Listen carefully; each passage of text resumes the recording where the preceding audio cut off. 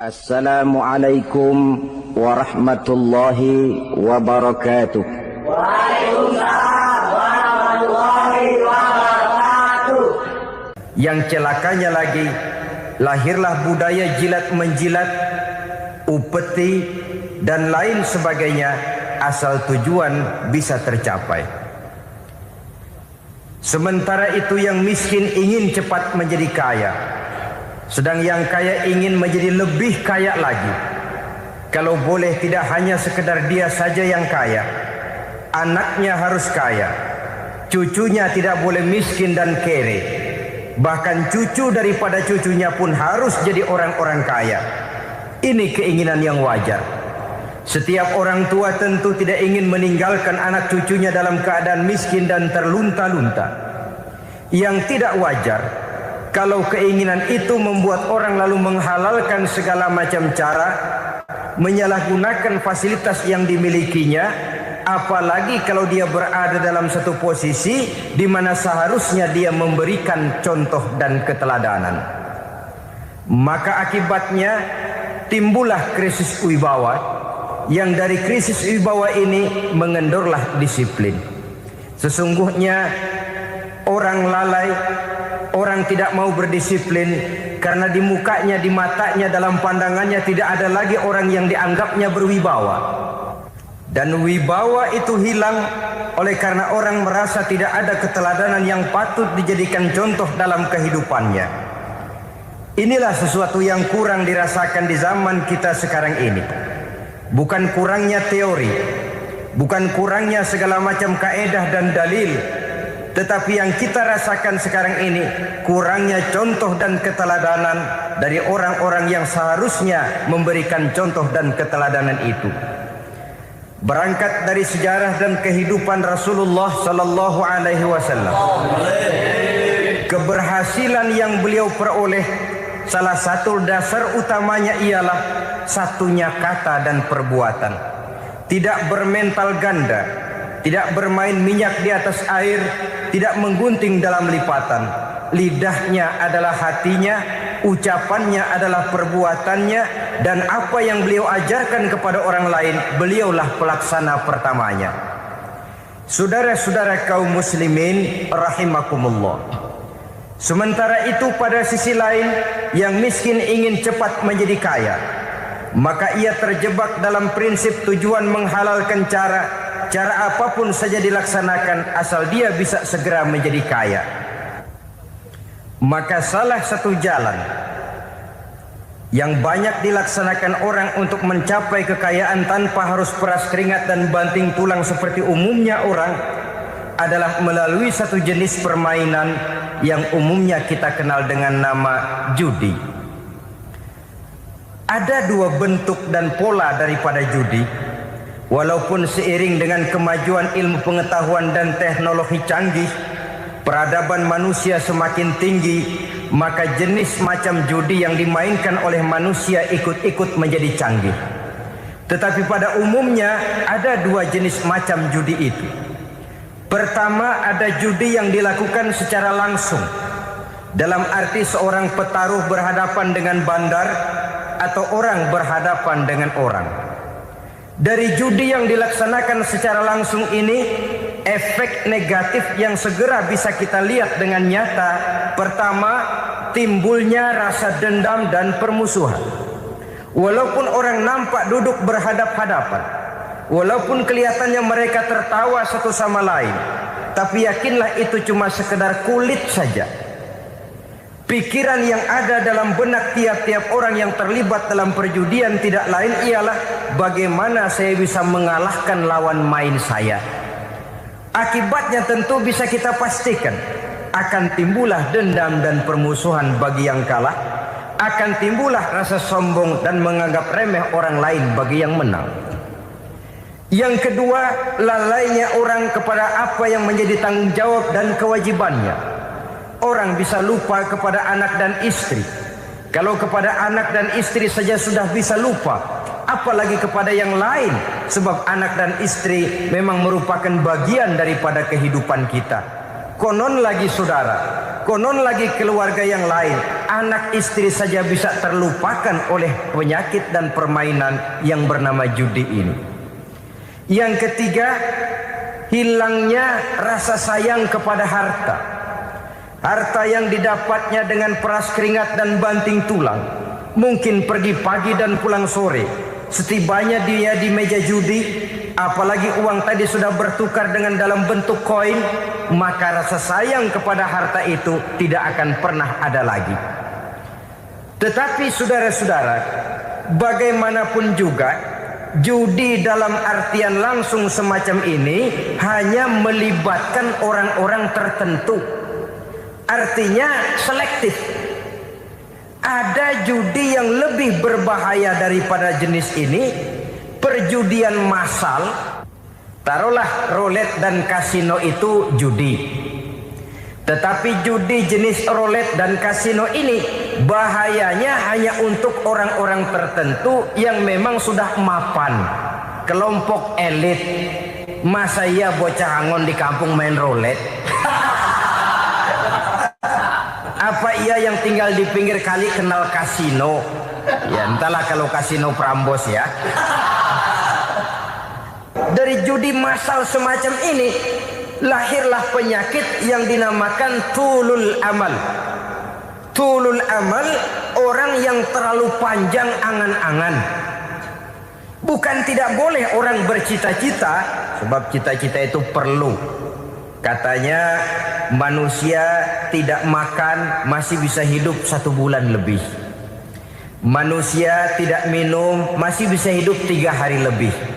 Tapi manusia tidak punya cita-cita 1 jam pun dia tidak akan bisa hidup. Karena faktor yang membuat kita bergairah menghadapi kehidupan, faktor yang mendorong kita untuk tetap berusaha dan tegar menghadapi resiko, karena adanya cita-cita di dalam kehidupan kita.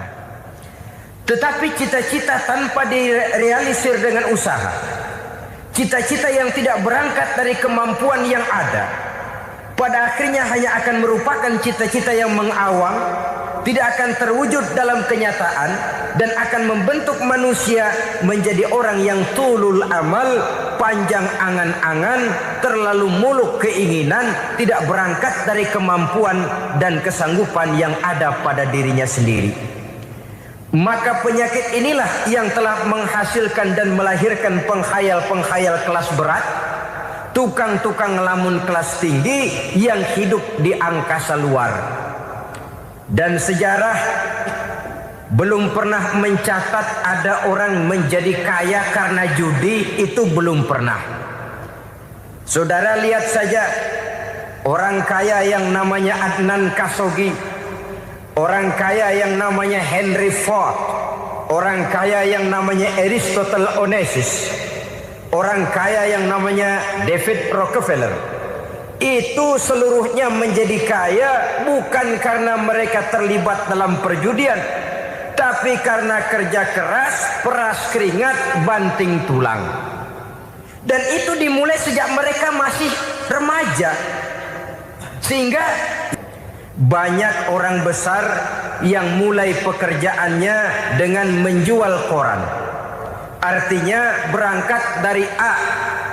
Banyak pengusaha mobil yang memulai pekerjaannya dari tukang cuci mobil, tapi lalu bertahap dan tegar menghadapi kenyataan, sehingga proses demi proses dia hadapi dengan tegar, dengan tabah, dengan sabar, dengan ulet, sampai kepada membuahkan hasil. Kita ingin pintas, kayaknya mau, usahanya tidak mau, senengnya mau, peras keringatnya tidak mau. Ini tentunya akan melahirkan kontradiksi di dalam kehidupan. Maka dari jenis perjudian massal semacam ini lahirlah penyakit tulul amal, panjang angan-angan, terlalu muluk cita-cita. Bayangkan saja kalau ini terjadi secara massal, menimpa nasib rakyat kita di pedesaan yang jauh dari keramaian.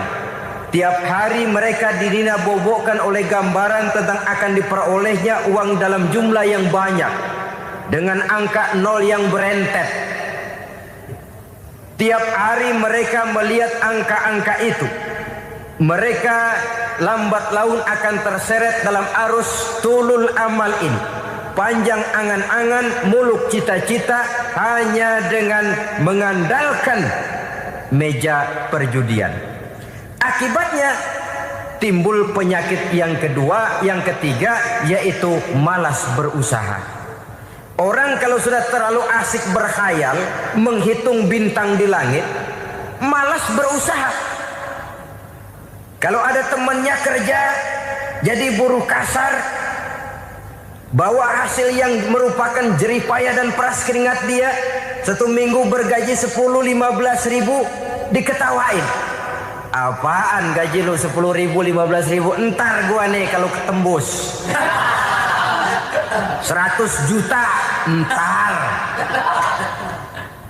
Yang 10 ribu dan 15 ribu keringat orang itu dihina, itu dicela. Tetapi dia selalu menghitung, entar nih gua. Entarnya wallahu a'lam. Saudara hadirin yang saya muliakan, timbullah sikap malas. Padahal di tengah negara sedang membangun di berbagai bidang kehidupan. Maka sifat malas ini merupakan musuh kita. Baik mengejar kemiskinan, baik mengejar kebodohan dan keterbelakangan kita di sektor-sektor lainnya. Alangkah akan terganggunya roda pembangunan di negara kita ini jikalau sebagian besar rakyat dihinggapi oleh penyakit malas, yang malas ini dilatar belakangi oleh penyakit tulul amal, terlalu muluk angan-angan, yang angan-angan ini dininabobokan oleh keinginan untuk mendapatkan untung yang besar tanpa peras keringat dan banting tulang. Sasaran yang lebih jauh, dan ini yang paling kita khawatirkan, hancurnya kubu-kubu pertahanan moral daripada bangsa kita.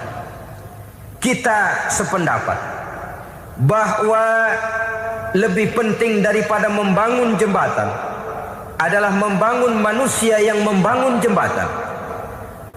Bahwa lebih penting daripada mengaspal jalan raya adalah membangun mental manusia yang melaksanakan pengaspalan itu. Dengan kata lain, membangun dan mempersiapkan manusia pembangunan. Tanpa itu, maka saya merasa khawatir kalau nanti kita tidak akan sampai kepada target yang kita harapkan oleh karena kandas di tengah jalan. Saudara-saudara kaum muslimin rahimakumullah, Islam sebagai agama yang mengajarkan manusia untuk berusaha dan mengeluarkan segala kemampuan untuk melaksanakan segala usahanya itu, sangat membenci sifat malas, sangat membenci sifat tulul amal atau panjang angan-angan. Dan oleh karena judi melahirkan dua sifat itu, Islam sangat menganjurkan pengikutnya untuk menjauhi segala macam jenis perjudian, baik yang terang-terangan maupun yang dilakukan secara samar-samar, tidak ketara, judi canggih sesuai dengan canggihnya teknologi daripada manusia itu sendiri. Ini adalah penyakit yang meracuni masyarakat manusia dari sejak berpribadi, bertetangga, berumah tangga sampai kepada berbangsa dan bernegara. Dan kasus-kasus yang timbul sudah cukup banyak, yang tidak mungkin lagi kita katakan hanya sekedar bersifat kasuistis, bersifat kasus-kasus kecil saja. Sebelum riaknya naik ke permukaan, marilah kita membuat benteng untuk masing-masing pribadi muslim memelihara dan menjaga diri, jangan terseret dalam permainan yang bernama judi, apapun bentuknya, bagaimanapun cara dan ragamnya. Karena jelas bahayanya lebih besar daripada manfaatnya. Taruhlah kita barangkali kemarin-marin hanyut dalam arus perjudian, tetapi hendaknya kita bisa mengambil pelajaran bahwa seorang mukmin adalah seorang yang apabila dia melakukan kesalahan, dia segera sadar, dijadikannya pelajaran untuk tidak diulanginya lagi pada masa-masa yang akan datang. Dengan sikap semacam itu, kita tidak lagi akan mengulangi kesalahan-kesalahan lama, dan grafik kehidupan kita dari hari ke hari akan makin menunjukkan hal-hal yang baik dan positif adanya. Saudara-saudara kaum muslimin rahimakumullah. Kalau ABRI masuk desa, rakyat beruntung. Kalau jaksa masuk desa, rakyat bahagia. Kalau koran masuk desa, rakyat ikut jadi cerdas. Tapi kalau judi masuk desa, rakyat kiamat. Pembangunan akan terbengkalai.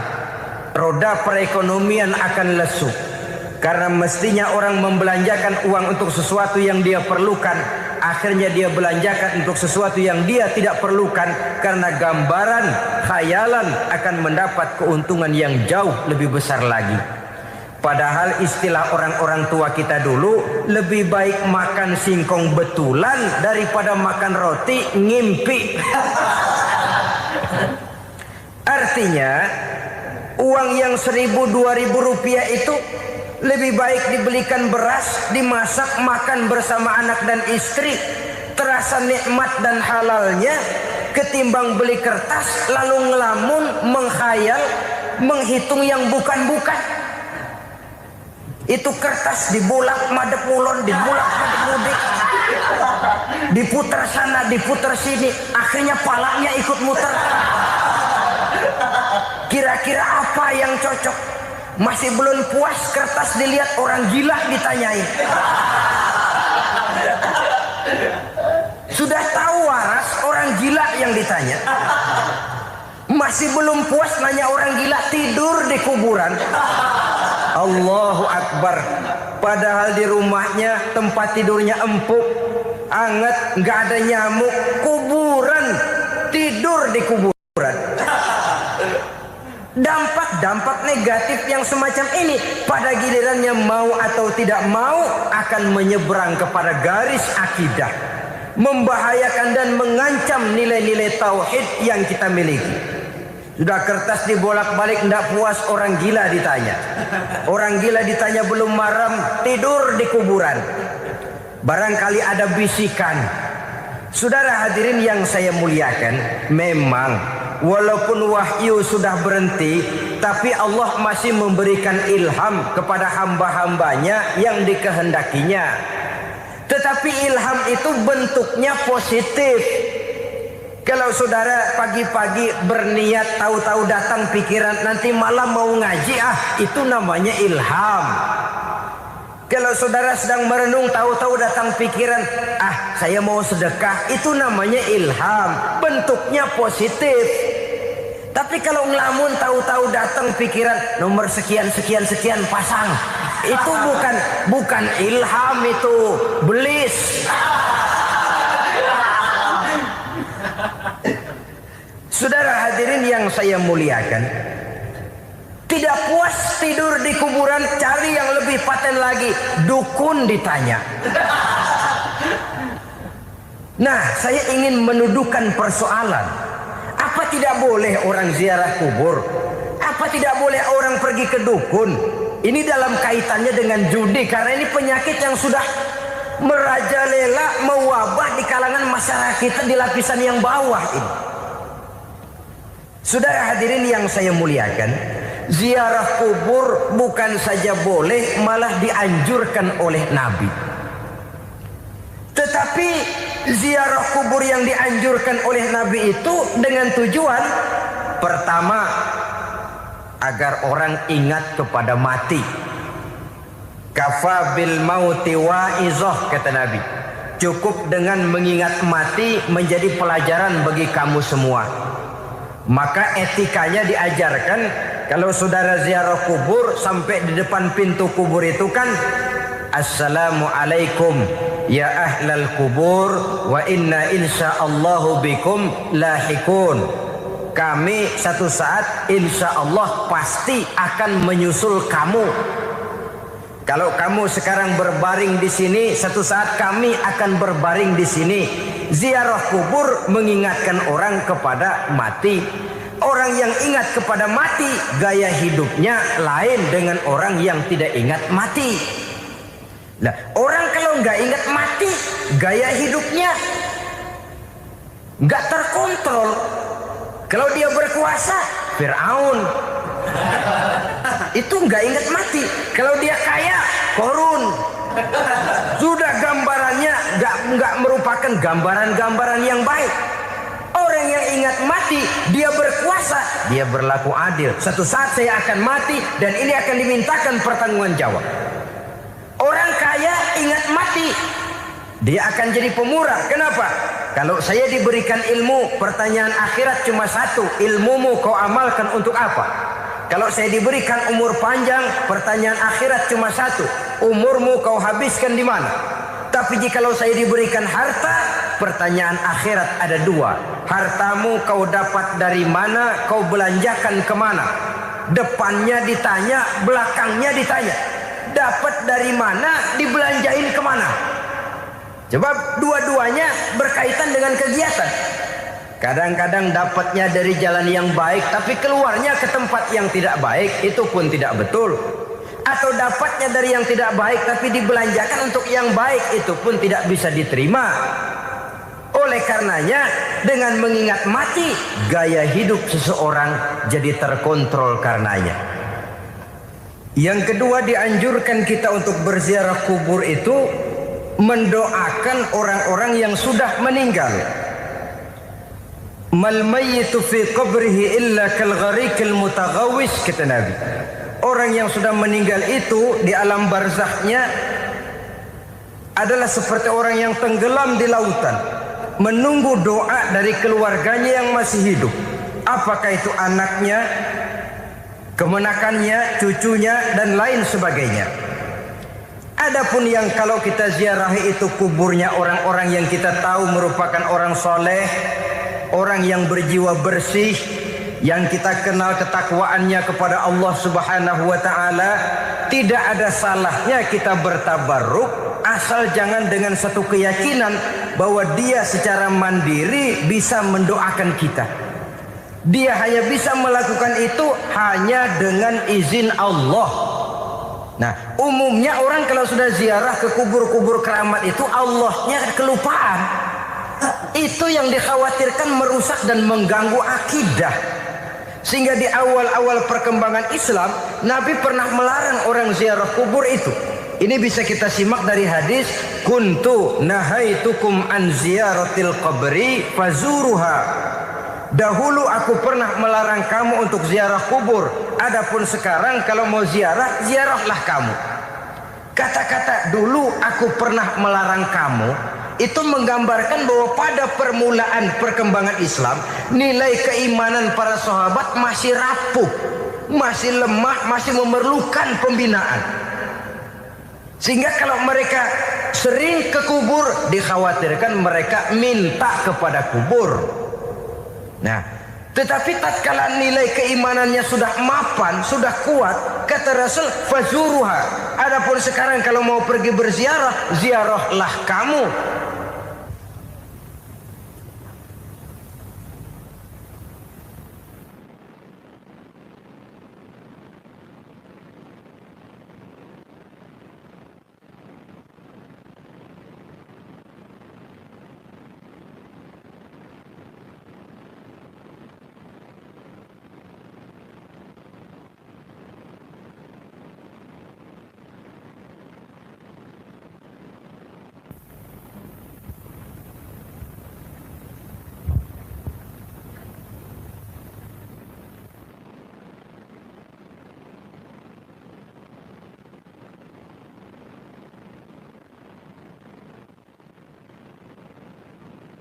Saudara hadirin yang saya muliakan, jadi jangan melupakan Allah.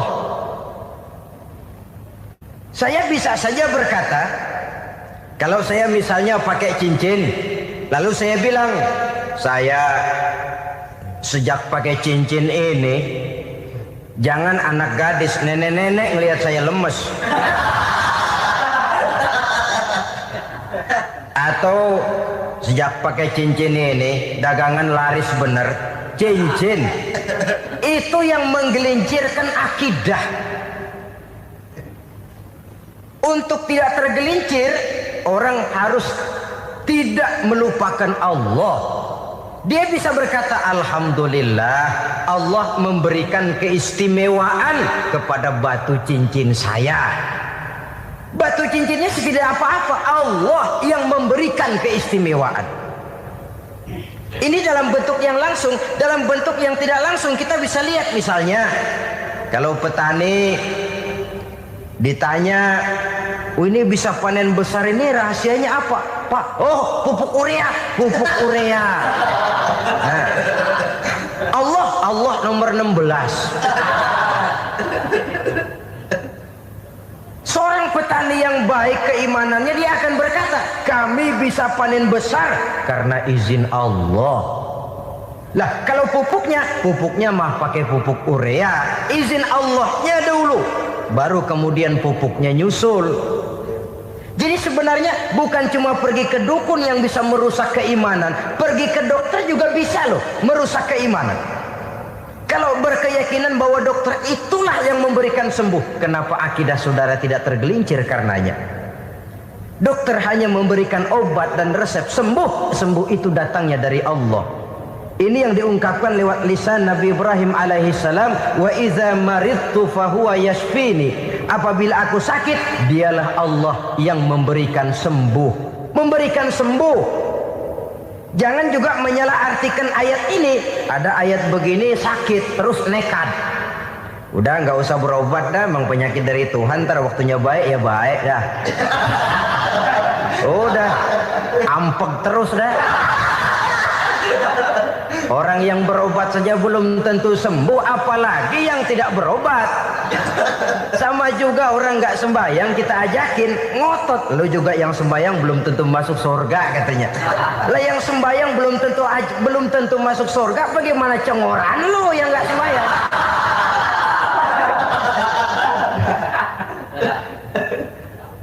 Saudara hadirin yang saya muliakan, kaum muslimin yang berbahagia. Jadi dengan demikian, maka jangan menghilangkan Allah. Kita, ajaran pokok dalam Islam adalah ajaran tentang tauhid. Nah, tauhid ini menyangkut mengesahkan Allah, baik di dalam zatnya, baik di dalam sifatnya, baik di dalam perbuatannya, baik di dalam beribadah kepadanya. Tauhid dalam ibadah itu ada. Tauhid dalam zat artinya zat Allah itu tidak tersusun, tidak terdiri dari bagian-bagian yang bisa pecah-pecah. Ya seperti kita ini kan ada kepala, ada kaki, ada tangan. Allah tidak tersusun zatnya dari bagian-bagian. Esa zatnya tidak bisa dibagi-bagi. Esa sifatnya artinya Allah itu sifatnya tidak pernah berubah. Sejak dahulu sampai sekarang Allah itu cinta kepada orang beriman yang melakukan kebaikan. Dan Allah benci kepada orang kufur yang melakukan kejahatan. Mustahil satu saat Allah berubah. Orang kufur yang berbuat kejahatan didemenin, orang mukmin yang berbuat kebaikan dikeselin. Misalnya tahun 2000 Tuhan giliran jengkel sama orang mukmin. Itu mustahil, dia esa di dalam sifatnya. Lain dengan sifat kita manusia. Sifat kita ini kan relatif. Ada saatnya kita senang, lain saat yang kita senang betul kita caci maki. Hari ini kita caci maki, besok kita puji. Lihat teman kaya, habis kita omongin. Boleh jadi dia kaya, kenapa? Dukunnya 36. Begitu kita habis caci maki begitu, dia datang ngasih duit sama kita. Cacian itu bisa berubah menjadi pujian. Lu ya emang bukan main dah. Sifat kita itu relatif, bisa terpengaruh oleh situasi dan kondisi. Saudara hadirin yang saya hormati, kaum muslimin yang berbahagia, Allah juga esa di dalam perbuatannya. Artinya di dalam menciptakan apapun yang akan diciptakan oleh Allah, di dalam melakukan apapun yang akan dilakukan oleh Allah, tidak terikat kepada faktor lain, tidak memerlukan bantuan lain. Dia adalah mutlak. Nah, kemudian kita mengesahkan Allah dalam zatnya. mengesahkan Allah dalam sifatnya, mengesahkan Allah dalam perbuatannya, belum tentu berarti kita mengesahkan Allah dalam ibadahnya. Sebab banyak orang yang yakin betul Allah itu esa, teguh dengan pendiriannya. Tuhan lu siapa? Allah. Allah bagaimana? Esa. Bagaimana kalau dua? Kagak. Tiga? Enggak. Mantap. Soal tahlil paten. Tapi dalam ibadah kadang-kadang dia tidak mentauhidkan Allah. Ini makna wa ma umiru illa liya'budullaha mukhlisin. Kami tidak memerintahkan kepadamu kecuali untuk beribadah kepadaku, kata Allah, dengan ikhlas. Beribadah kepada Allah dengan ikhlas itu artinya apa? Beribadah hanya untuk Allah saja. Nah, kalau hanya untuk Allah saja, lalu kita minta berdoa di depan kuburan orang yang soleh, apa syirik? Tidak syirik. Kalau kita berkeyakinan bahwa orang tempat kita memanjatkan doa itu hanya bisa mendoakan kita dengan izin Allah. Dia sendiri tidak punya kekuasaan apa-apa. Tanpa izin Allah dia tidak bisa berbuat apa-apa. Itu tidak menyebabkan orang menjadi syirik. Sama saja dengan kalau saya berkata tadi, alhamdulillah Allah telah memberikan keistimewaan kepada batu cincin saya. Apa salahnya Allah memberikan keistimewaan kepada benda-benda mati? Allah memberikan keistimewaan kepada Hajar Aswad, benda mati. Allah memberikan keistimewaan kepada Masjidil Haram, benda mati. Allah memberikan keistimewaan kepada Ka'bah, benda mati. Orang tawaf keliling Ka'bah, sembahyang di Masjidil Haram, sujud menghadap kepada Ka'bah, apakah jadi syirik? Tidak, kita yang menyembah Ka'bahnya, kita menyembah yang punya Ka'bah itu. Nah, di sini kita lihat bahwa fungsi Ka'bah hanya merupakan wasilah. Tapi kalau Allahnya kita hilangkan, jadilah kita penyembah batu. Hanya saja batu itu berbentuk 4 bernama Ka'bah. Sa'i, orang yang melaksanakan haji, lari-lari antara Safa dan Marwah, amalan apa itu? Seakan-akan kita menghormati bukit-bukit, gunung-gunung. Tapi bukan itu yang kita tuju dalam pelaksanaan sa'i itu. Yang kita tuju adalah ini perintah Allah. Allahnya yang diutamakan. Maka hal semacam ini tidak menyebabkan orang menjadi syirik dan tergelincir dari tauhid. Tapi kalau ziarah kubur dengan niat cari buntutan, nomor yang cocok, ini niatnya saja sudah salah. Nah, kalau berangkat dengan niat yang salah, sampai di sana saya yakin, seyakin-yakinnya amalannya pasti salah. Nah, kubur yang diziarahin bukan kubur orang soleh. Ya mana ada orang soleh ngasih kode buntut. Ada juga orang salah. Orang soleh itu kadang-kadang dia nggak tahu kuburan siapa, nongkrong aja di situ. Memang sulit, saudara-saudara. Mental ya, namanya mental. Kalau memang mental sudah mental judi, apa saja bisa dijudiin. Jadi orang nggak perlu sebenarnya pemerintah terlalu gini, nggak usah. Kembali saja kepada mental. Kalau mental memang sudah mental judi, apaan aja bisa dijudiin. Pulang tengah malam nabrak babi, babi yang keluar nih.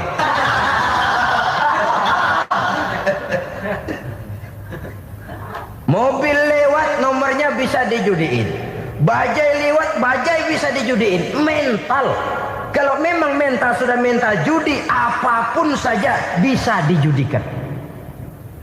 Saudara hadirin yang saya muliakan, lalu bagaimana dengan dukun? Ya, saudara hadirin, pergi ke dukun hakikatnya sama dengan pergi ke dokter. Orang berusaha melaksanakan yang namanya syariat, hakikatnya kembalikan kepada Allah. Syariatnya kita laksanakan. Tetapi, nah ini tetapi, yang pertama saudara harus tahu betul dukunnya itu bayang apa enggak, agamanya kuat apa enggak. Sebab ya tentu tidak ada dukun yang jelek, Karena pada umumnya penyakit dukun itu kan nyohor, iklan lewat koleha-kolehanya. Kita bisul kecil datang, kita dukun, ini si kecil kemarin bisul kayak kelapa 5 menit baik. 5 menit padahal kemarin kagak ada yang datang. Diolah sedemikian rupa supaya orang mantap. Jadi jangan asal sembarangan. Kadang-kadang lihat potongan dukunnya aja kita ngeri.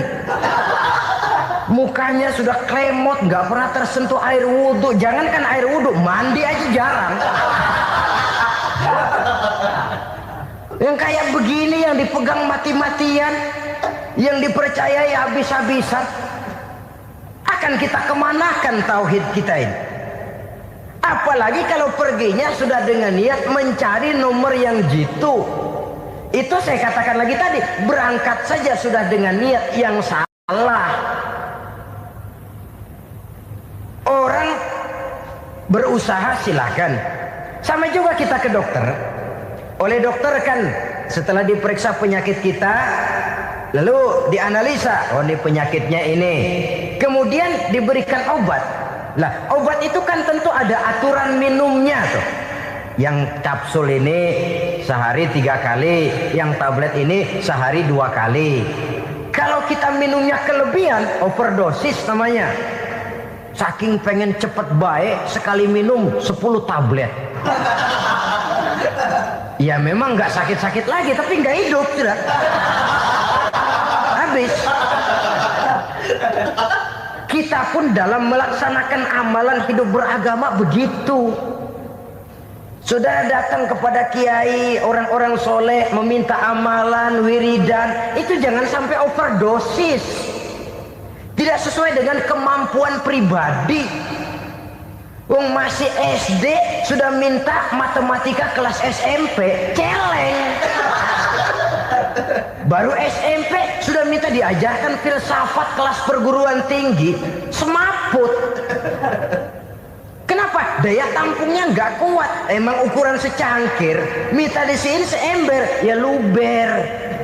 Lebihnya nggak cukup. Kenapa? Yang diberikan, yang diamalkan tidak sesuai dengan makomnya, tidak sesuai dengan kemampuan yang ada pada dirinya. Saudara hadirin yang saya muliakan, akhirnya apa? Mencelakakan dirinya sendiri, ngawur. Baru sembahyang seminggu udah ngaku ketemu malaikat. Oh, sembahyang ditemenin malaikat lah, sembahyang baru seminggu mulai. Tuh malaikat iseng anak. Ya walaupun kalau Allah izinkan tidak mustahil, tapi kan tidak logik.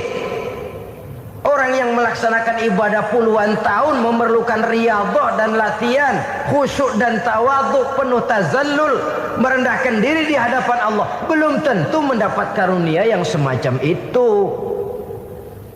Saudara hadirin yang saya muliakan, jadi dengan kata lain, yang pertama, lihatlah dulu kualitas dukun yang akan saudara datangi itu.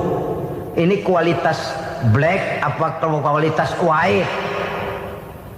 Aspal apa cat putih? Sehingga jangan sampai kita salah pilih. Sebab biasanya orang kalau sudah hanyut di kali, rumput pun dia pegangin. Dia tahu kalau rumput tidak akan bisa menahan bobot badannya, tapi karena posisinya posisi terjepit, rumput pun dia pegang. Ini satu gambaran psikologis betapa orang dalam keadaan panik, kepepet, kejepit, yang tidak mestinya dipegang pun akan dipegangnya juga. Walaupun dia tahu itu tidak akan bisa menahan bobot badannya, namun dipegangnya juga. Oleh karenanya, yang pertama, lihat dulu kualitas dukunnya. Yang kedua, saudara-saudara, jangan berkeyakinan bahwa dukun itulah yang memberikan permintaan saudara. Si dukun hanya bisa dengan izin Allah. Nah ini kuncinya. Kalau izin Allahnya dihilangkan, dan ini yang jarang. Biasanya kalau kita diajak ke dukun, di sono aja no paten banget.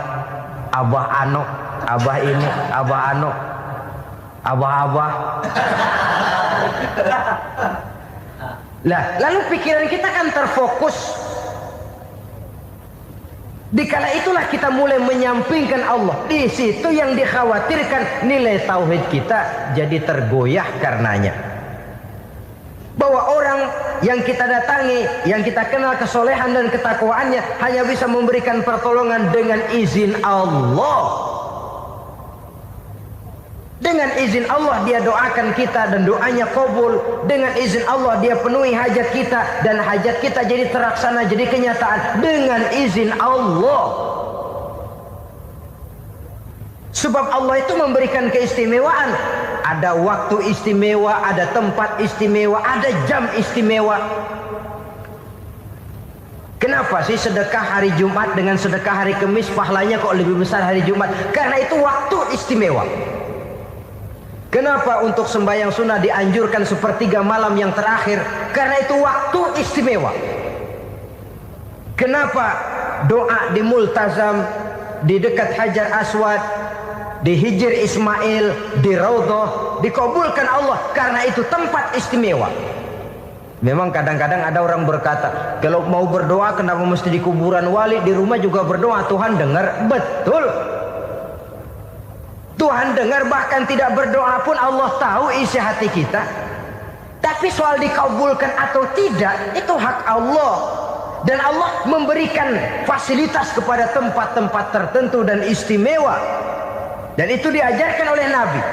Di Raudhah perbanyak doa. Kenapa? Itu tempat yang mustajabah. Artinya Allah memberikan keistimewaan kepada tempat-tempat tertentu. Dalam konteksnya dengan ini, makom para aulia, para wali, para ulama soleh, tidak ada salahnya kita berdoa di sana, bertawassul, bukan meminta kepada si kiai, bukan meminta kepada si ulama, bukan meminta kepada si wali, meminta kepada Allah melalui tempat yang orangnya kita yakin dekat dengan Allah. Walaupun Allah tidak memerlukan perantara, itu jelas. Allah tidak memerlukan calo, memang.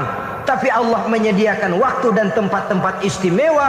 Itu harus kita manfaatkan untuk mendekatkan diri dan berdoa kepadanya. Saudara-saudara kaum muslimin rahimakumullah, saya kembali dalam konteksnya dengan dukun yang akhir-akhir ini jadi populer karena merajalelanya judi sampai kepada desa-desa, pedesaan-pedesaan terpencil, yang akibatnya menjauhkan orang dari nilai tauhid. Padahal benar kalau orang berkata kadzabal munajjimun walau sodaku, tukang-tukang ramal itu bohong walaupun benar. Kalaupun betul, kebetulan. Itu maksudnya bohong walaupun betul, betulnya betul kebetulan. Maka para remaja itu biasanya gemar kepada membaca bintang Anda minggu ini, kan begitu toh? Nah, apa Aries, apa Virgo, apa Leo dan sebagainya, dan itu memang menarik untuk dibaca. Rezeki sebelah kulon, asmara anget. Saudara hadirin, hal yang semacam ini boleh saja untuk dibaca, tapi tidak untuk diyakini kebenarannya.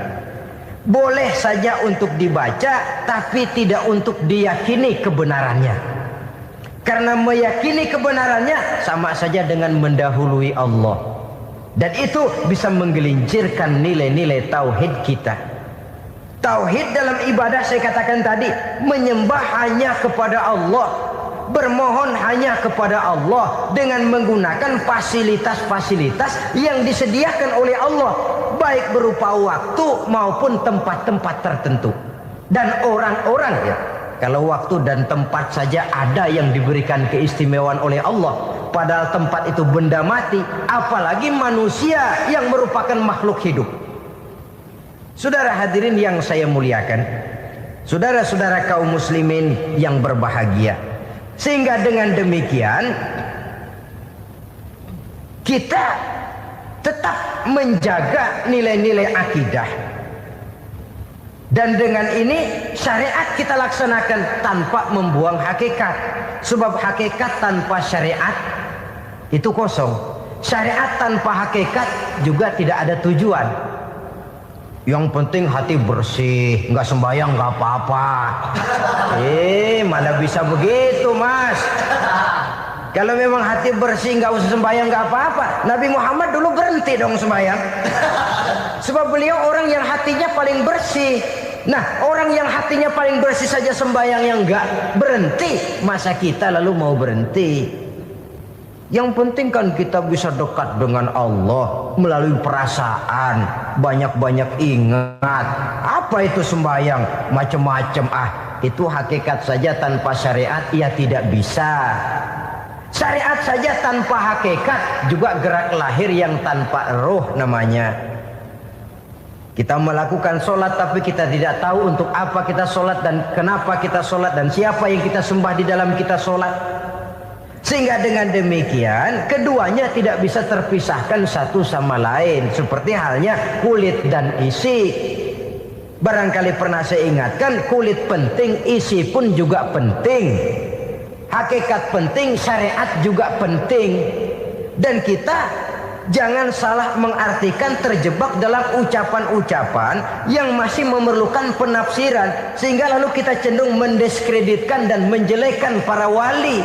Misalnya ada ucapannya Syekh Abdul Qadir Jailani yang berkata begini, barang siapa yang masuk ke rumahku lalu ia memakan makananku maka ia akan masuk surga. Ini kalau ucapan ini dipahami secara apa adanya ya jelas orang bisa tergelincir. Tapi kalau ditafsirkan secara betul, siapa yang masuk ke dalam rumahku? Di mana rumah Syekh Abdul Qadir? Di mana umumnya rumah para wali? Di masjid. Jadi siapa yang masuk ke dalam rumahku? Masjid. Lah kalau sudah di dalam masjid, makanannya apa? Getuk. Tentu saja tidak. Kalau sudah di masjid itu ya makanannya ya wirid, zikir, tahajud, baca Quran, paling kurang i'tikaf.